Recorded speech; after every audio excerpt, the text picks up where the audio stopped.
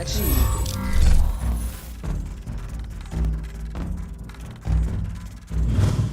Hey, welcome everybody to Studio Day Heffrey.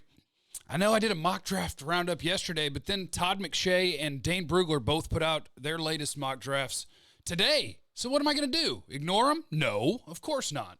And I think there's a lot of really cool stuff to talk about in there. And I've got a bunch of questions from the last video from you guys that we can address here in today's video as well. So this should be a good one. I want to start with, Dane's mock. Let's start with Dane's mock because Dane Brugler is the best in the business. Follow him on every platform. He writes for The Athletic. He's my former podcast co-host, but he had to move to Ohio with the fam. So now Brian Broaddus fills that seat, and I'm very grateful to have him as well. That'll be coming out tomorrow. So check the 105.3 The Fan website. You can find it there, radio.com. Wherever you find podcasts, you can find Trust the Tape. But Dane Brugler's mock draft, I believe this is version 3.0. Once I watch the offensive linemen, I could do a mock draft, but I haven't watched them yet, so I would just be guessing where they'd go without putting my opinion in there because I hate offensive linemen because the Cowboys don't need any. So I haven't watched any. Up to 60 players. No offensive linemen have I watched. Seen them play live. But anyway, mock draft 3.0. Dane slaps 5 trades in there. Look, I'm tired of just saying, hey, look, somebody gave the Cowboys Xavier McKinney. Hey, look, somebody gave the Cowboys Grant Delpit. I want to have fun. Let's move around in this piece. You know what I'm saying? Let's go from the top. Number 1. The Cincinnati Bengals take Joe Burrow. Why? Shock.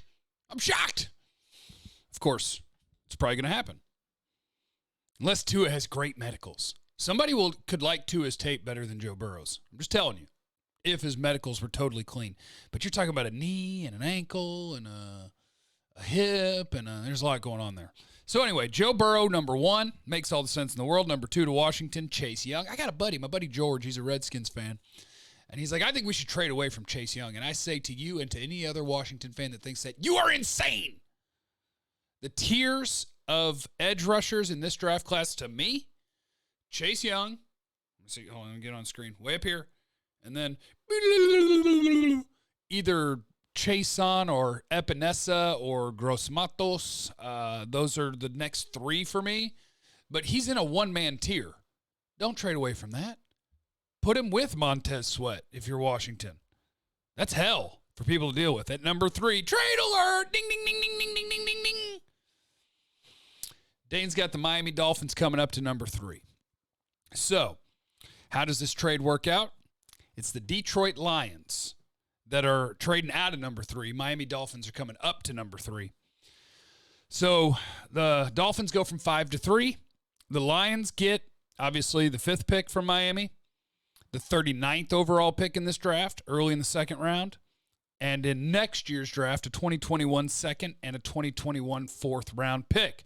This is fun. Why is this fun? Because it's going to work out for everybody. Who would you take if you were Detroit at number 3?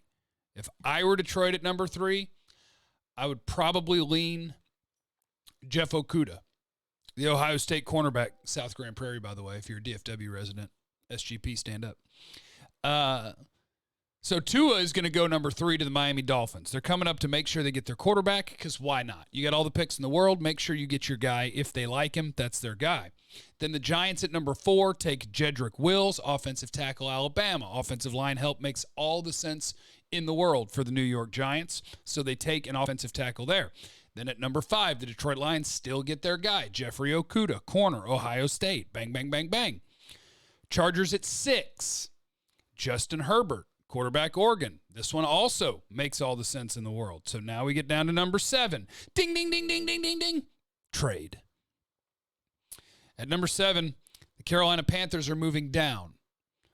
The New York Jets are coming up.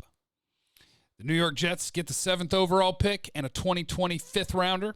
The Panthers get pick number 11.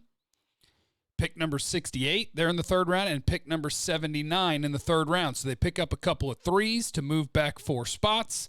And the New York Jets select Mekhi Becton, offensive tackle, Louisville, who's like 370 pounds. That dude's a mammoth. And he's really good. So the Jets come get offensive line help because you don't know. how long are these tackles going to last? There's a really good group at the top. I know I haven't studied them yet, but I've seen them play, and I'm familiar. But Jedrick Wills, Mekhi Becton, Tristan Wirfs at Iowa, Andrew Thomas at Georgia. You've got a really good group, but if you have one that you prefer and one of them's already off the board, you go get your guy. Okay, I like it. I like it. They come get Mekhi Becton. We'll see what the Panthers get when we go to 11. At number 8, ding, ding, ding, ding, ding, ding, ding, ding, ding, another trade. At number 8, the Arizona Cardinals move down to number 12. It's the Raiders coming up to number 8. Who are the Raiders coming up to target? I love who they're targeting. If he's at 8, that's pretty good value. Isaiah Simmons, the Clemson linebacker / safety who can do everything. If you call him a safety, he would be my only first-round graded safety. I got Delpit and Xavier McKinney as 1-2s, which means you get picked in the back third of the first round. But Isaiah Simmons is awesome. So the Raiders come get Isaiah Simmons. The Cardinals get back number 12 overall, number 80 overall in the third, and a 5th-round pick from the Raiders. We move to number 9. Derek Brown, D-tackle, Auburn, goes to the Jags. At number 9, that's a nice pick. He's one of the guys that is a no-doubt first-round grade. Number 10, Cleveland Browns, Tristan Wirfs, offensive tackle from Iowa. They get some offensive line help, which they could definitely use right now. At number 11, the Panthers, who moved down, get Javon Kinlaw and break my little Cowboy heart. I was only 6 picks away from getting Javon Kinlaw, but now the defensive tackle from South Carolina goes to Carolina, and that'll be good for them. Number 12, the Cardinals, who moved down. Oh, I like this pick. Oh, I like this pick. Who could Kyler Murray throw to? They trade down from 8 to 12, and they reunite Kyler Murray and CeeDee Lamb. Oh, that would be fun. That would be fun. CeeDee Lamb is my top wide receiver in this class. To me, his film, Dane says the name in here, but I'm allowed to own this because I believe I was the first person to say it.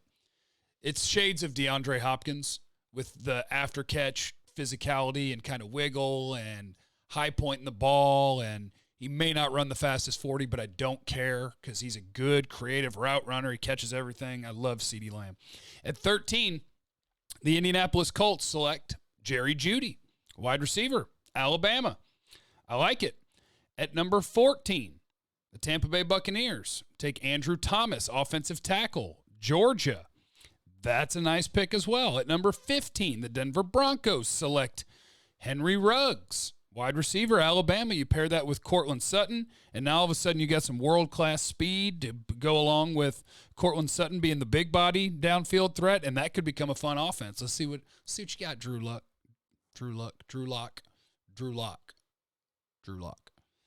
Number 16, the Atlanta Falcons take A.J. Epinesa, the Iowa defensive end, who I think isn't getting enough talk as a potential Cowboys pick. I think he could make a lot of sense. Him and DeMarcus Lawrence would be a nice pairing. They're both outstanding run players, and Tank is a better NFL pass rusher than I think Epinesa will be, so it would be like having 2 left defensive ends, but it would be like having 2 left defensive ends that give you some pass rush. So I wouldn't mind if he became a Cowboy, but he goes at 16, and at number 17, ding, ding, ding, ding, ding, ding, ding. Cowboys trade down. The Cowboys trade down. The Saints come get their pick. Saints take number 17, and the Cowboys get number 24. They get a 3rd-round pick, number 88, and in next year's draft, they get a 3rd-round pick and a 4th-round pick. That's some pretty good value. The Saints are coming up for their quarterback of the future, Jordan Love, Utah State. The stats are terrible, but the tools are good. So the Saints come get a quarterback, and they don't mind trading up. They'll go get their guy. We've seen it before, Marcus Davenport. So the Cowboys will pick at 24. 18, the Philadelphia Eagles. They're coming up. The Miami Dolphins trade down here. It's the Eagles. Oh, I forgot to say ding, ding, ding, ding, ding, ding. Miami Dolphins are trading down. The Eagles are coming up to number 18. Dolphins are going down to 21 where the Eagles pick. They're picking up a 4th-round pick this year and a 5th-round pick next year for it. The Eagles come up and pick Brandon Ayuk, wide receiver, Arizona State. I probably haven't talked about him a ton, so if you want to be familiar with him, he is one of those guys that takes slant routes and stop routes, and those turn into house calls. They turn into this action. Touchdown. He's a really big play guy. He's not – Ruggs is a better prospect to me, but Ayuk is kind of the next version of that, where it's just a guy that can turn little plays into giant plays at any time. So Brandon Ayuk, Arizona State receiver, to the Philadelphia Eagles. At 19, the Raiders take T. Higgins, wide receiver from Clemson. I don't know who their quarterback's going to be, but they'll be throwing to T. Higgins, which gives you a nice big target. Catch radius is huge, kind of like mine was back in the day. I catch it, throw it wherever you want. I get it. At number 20, the Jacksonville Jaguars take C.J. Henderson, cornerback, Florida. I like C.J. Henderson. He was probably putting out better tape in 2018. He was banged up this year, but he's a good player. He's a good player. Good size, lots of ability. Helped the Jacksonville cornerback depth chart there with Jalen Ramsey gone. So C.J. Henderson there. 21, the Miami Dolphins take Austin Jackson, the offensive tackle out of USC. Kind of raw, but really good tools. So offensive line help for the Dolphins. At 22, the Buffalo Bills take Kayvon Chason, the LSU edge rusher, which is a fun pick. They got Shaq Lawson as a free agent. Jerry Hughes is old.